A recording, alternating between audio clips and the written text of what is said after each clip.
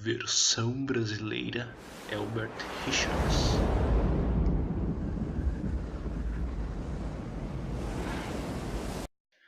Crateras. Apesar do nome comumente nos remeter a impactos de corpos celestes, existem vários e vários tipos de crateras, como as de vulcões, as de subsidência, crateras antrópicas criadas pelo próprio ser humano e etc. Isso ocorre pois cratera é a palavra que vem do grego cratíris, e era usada para descrever uma feição geomorfológica caracterizada por bordas elevadas em torno de um determinado terreno, normalmente formando uma estrutura circular. Com o avanço da ciência, foi deduzida a possibilidade de que tais estruturas fossem formadas por impactos de corpos celestes.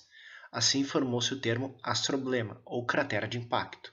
Mas afinal, como surgiram esses corpos celestes? Na verdade, a formação desses corpos está ligada à própria formação do nosso sistema solar. Durante alguns milhões de anos, nosso sistema solar se resumiu a uma grande massa de gases, que foi se comprimindo devido à gravidade. Em seu centro surgiu o nosso Sol, e nas porções periféricas, pequenos corpos celestes. À medida que tais corpos iam colidindo, sua força gravitacional aumentava, fazendo-os atrair mais e mais corpos, agregando eles às suas estruturas. Assim surgiram os planetas que conhecemos hoje. Contudo, aqueles que não se acresceram e formaram tais planetas, hoje giram em torno do nosso Sol ou vagam à deriva pelo cosmos, podendo eventualmente atingir o nosso planeta gerando um astroblema. Esses corpos possuem diferentes composições, e suas classificações são em geral dadas em função da concentração de ferro e silicato que possuem, sendo assim divididos em três tipos: os metálicos ou sideritos, formados majoritariamente por óxidos de ferro e níquel; os rochosos ou aerólitos, que possuem uma composição mais silicatada e que ainda são subdivididos em condritos e acondritos, sendo os primeiros os mais abundantes no nosso sistema solar; e por fim, os mistos, que possuem uma composição intermediária entre esses dois extremos. Mas uma questão ainda vaga no ar.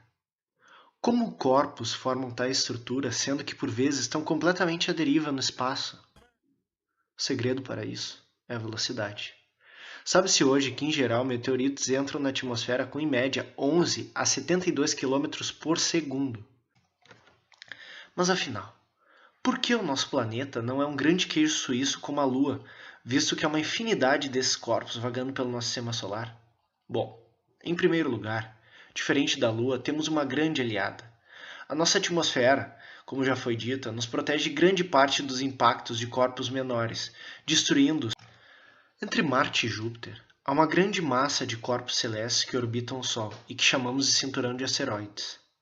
Nela está contida boa parte desses corpos celestes que não formaram os planetas, e também boa parte desses corpos maiores e mais perigosos. É nesse momento que Júpiter, o nosso grande amigo, entra em ação.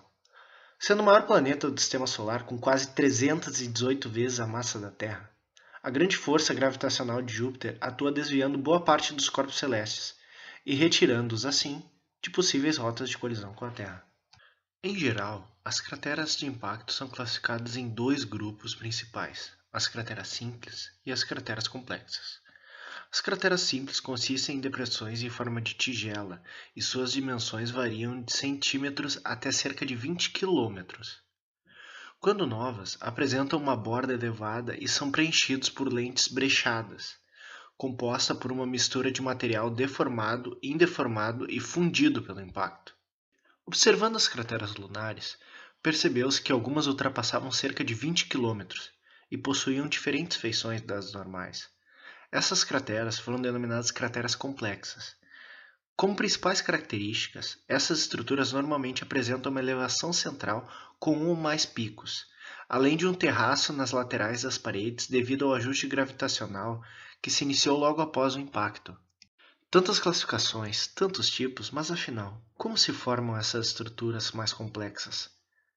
No momento do impacto, logo após o fraturamento da rocha em subsuperfície, o material de borda não sustenta e escorrega por meio de falhas, criando assim terraços nas paredes internas da cratera juntamente com o cume central. Este cume, que pode atingir facilmente até 1000 metros, é formado porque o impacto comprime a rocha e no alívio de pressão criado durante este processo, forma-se o cume central. Dentro do grupo das crateras complexas, está o subgrupo de crateras do tipo multianelar. Essas são as maiores crateras do Sistema Solar e possuem este nome porque são cercadas por estruturas circulares concêntricas. Alguns pesquisadores supõem que essas estruturas são devido ao afinamento litosférico no momento de um grande impacto. Outros estudos, utilizando modelamento numérico, sugerem que essa morfologia pode ser formada em uma associação de rochas compostas por carbonatos e folheiros.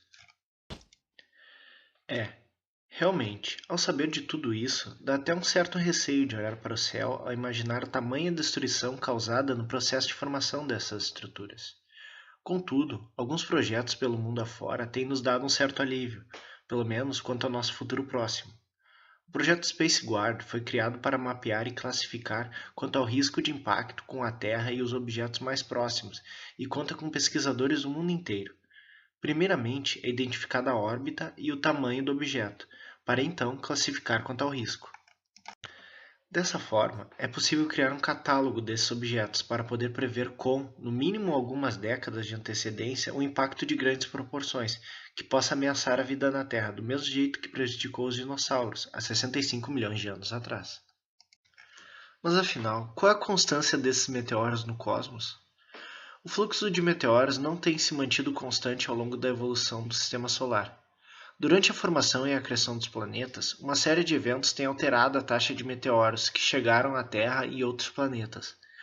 A hipótese de um bombardeamento tardio entre 4,1 e 3,8 bilhões de anos tem sido postulada como responsável por grande parte da acreção dos planetas rochosos após a data de formação do Sistema Solar em si, que data de aproximadamente 4,6 bilhões de anos. Este evento teria sido gerado por um distúrbio gravitacional entre as órbitas de Júpiter e Saturno, levando à alteração da órbita de diversos cometas. O conhecimento a respeito do fluxo de meteoros tem nos ajudado a entender não somente a evolução geológica da Terra, mas também a história de outros planetas do Sistema Solar. Isso ocorre pois é possível estimar a idade de superfície utilizando imagens de satélite e da densidade de crateras de impacto, por um método conhecido como Crater Counting. Em planeta onde não temos acesso direto a amostras, como é o caso de todos os planetas rochosos à exceção da Lua, que teve amostras recuperadas durante a missão Apollo, este método de contagem de crateras é o único que possibilita a estimativa de idades para planetas do Sistema Solar. A lógica é bem simples, e parte do pressuposto de que para determinada superfície, quanto maior a sua idade, mais será a quantidade de crateras de impacto presente. Partindo desse pressuposto, é possível construir uma curva teórica para o fluxo de crateras em cada planeta, bem como datar cada unidade geológica presente na superfície. Enquanto um terreno muito antigo apresentará uma quantidade enorme de crateras, terrenos mais jovens apresentarão pouquíssimas crateras, conferindo um aspecto liso à superfície. Dando maior enfoque para o registro desses impactos, um desses eventos catastróficos registrados na superfície da Terra ocorre no complexo ígneo de Sudbury, no Canadá, que sofreu um grande impacto meteorítico. O impacto produziu uma cratera de 200 km de diâmetro, criando zonas de fraturas que foram penetradas pelas encaixantes, formando depósitos de níquel, cobre e elementos do grupo da platina, e cuja mineralização se concentra nas laterais do cone de impacto. Além de depósitos, que são mais raros, uma das principais consequências de impactos na superfície da Terra são extinções em massa. Um exemplo delas é a extinção do Cretáceo-Paleógeno, ocorrida em 65 milhões de anos, causada pelo impacto de um meteoro no México. Esse evento teve um enorme impacto na biodiversidade da Terra e vitimou boa parte dos seres vivos na época, incluindo os dinossauros e outros répteis gigantes. O registro estratigráfico mostra que o desaparecimento abrupto das espécies extintas coincide com o nível estratigráfico denominado nível Cretáceo-Paleógeno, rico em irídio, um elemento químico pouco abundante na Terra, geralmente associado a corpos extraterrestres. Bom, mas afinal, de onde vem essa história de anomalia de irídio? Em 1980, o físico Luiz Álvares e seu filho geólogo Walter Álvares publicaram na revista Science a hipótese ligando a anomalia de irídio e a extinção dos dinossauros, e provocou um grande debate no ambiente científico. Nos seguintes 10 anos, mais de 2.000 artigos científicos foram publicados sobre o tema por cientistas nas áreas de paleontologia, geologia, química, astronomia e física, trazendo nova evidência e ideias novas sobre a anomalia de irídio. E é isso aí, pessoal. Vamos terminando nosso vídeo hoje. O que fica para nós é que as crateras de impacto contam com uma história muito importante sobre a formação do nosso sistema solar e necessitam de mais estudos para que possamos compreender o seu significado.